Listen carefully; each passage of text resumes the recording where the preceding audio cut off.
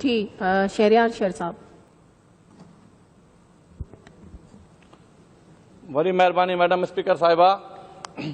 जी तो अज हिकिड़ो रेज़ोल्यूशन आयो आहे पानी के हवाले से, तो पोएं साल भी असां वटि हिकु त ज़मींदारनि खे नकली दवाउनि बाण जे करे जेको आहे सो फसल कोन थियो।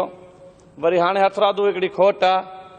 अॼु बि जेका आहे सो गुड्डू बैराज ते अॼु हिकिड़ो आबादगारनि जो धरणो हुयो, एहतजाज हुयो, जंहिंमें रेती मैनर जा आबादगार हुया, लायार शाख जा आबादगार हुया, सेड़वा जा आबादगार हुया, डरवा जा आबादगार हुया, माहीवा जा आबादगार हुया, नरली मैनर जा आबादगार हुया, शाह मैनर जा आबादगार हुया, मसूवा जा आबादगार हुया, काजीवा जा आबादगार हुया, घोटकी फीडर जा बात करने दें।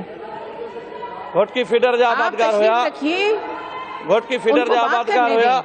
सो मां तव्हांखे चवां थो त अॻ में पहिरियों जेको जॾहिं बेटनि जो इशू हुयो, जॾहिं बेटनि जो इशू हुयो, उन ॾींहुं जॾहिं मां बेटनि जे इशू जी हिमायत कई, उन बेटनि वारे रेज़ोल्यूशन जी जॾहिं मां हिमायत कई हुई, त उन ॾींहुं बि इहे ईअं ई टपा हुया ही फतकिया पे। मां मैडम स्पीकर साहिबा चवां थो त इहे इन्हनि जूं ग़लति पॉलिसियूं हुयूं।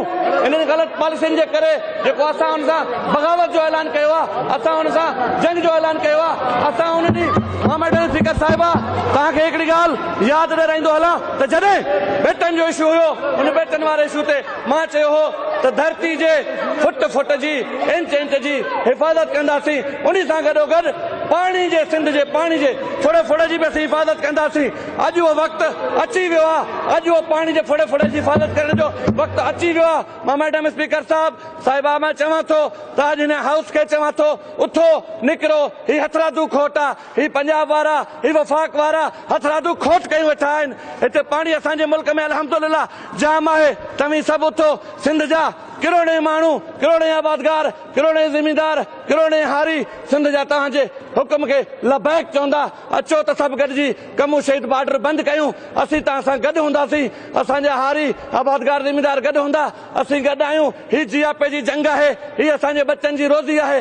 असीं बच्चनि जी रोज़ी कंहिंखे खसण जो हक़ न ॾींदासीं। असीं पंहिंजे जीआपे जी जंग विढ़ंदासीं, असीं पंहिंजे जीअण जो हक़ कंहिंखे खसण न ॾींदासीं। अचो त सभु हिन गॾिजी हिन रेज़ोल्यूशन जी हिमायत कयूं ऐं वफ़ाक़ ज़बरदस्ती पाणी वठो ऐं जेके ग़रीब आबादगार आहिनि उन्हनि जे बच्चनि खे रोज़ी मिले, त जीअं लखे आबादगार तव्हांजे ऐं तव्हांजे बच्चनि खे दुआऊं कंदा।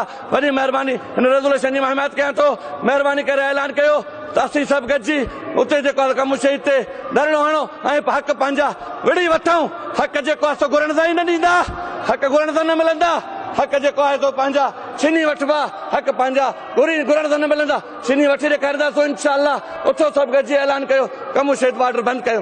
हिननि जी ग़लति पॉलिसियूं हुयूं, हिननि जा ग़लति सोच हुई, सिंध दुश्मन जी पॉलिसी हुई। उन पॉलिसियुनि जे करे असीं हिननि सां बग़ावत कई आहे, जंग कई आहे ऐं जंग जारी रहंदी इंशाअल्लाह। वॾी महिरबानी। पाकिस्तान ज़िंदाबाद। जी ज़ुल्फ़िकार अली शाह साहब।